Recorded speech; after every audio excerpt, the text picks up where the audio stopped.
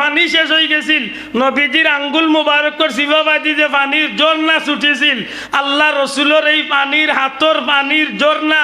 এই পানি ফুটাইন পান করাত লাগিয়া 1400 মতান্তরে 1500 সাহাবিয়ে পানি পান করছেন পানি সংগ্রহ করিয়া রাখছেন পশু পাখিরে খাবাইছেন আল্লাহ রসুলের সাহাবিয়ে ফরমাইন নবীর হাতে দি জেলা পানি ছুটিছিল এদিন যদি 1 লাখ মানুষ হইতাম তে নবীর আত মুবারকর পানি আমরা লাগি যথেষ্ট হইল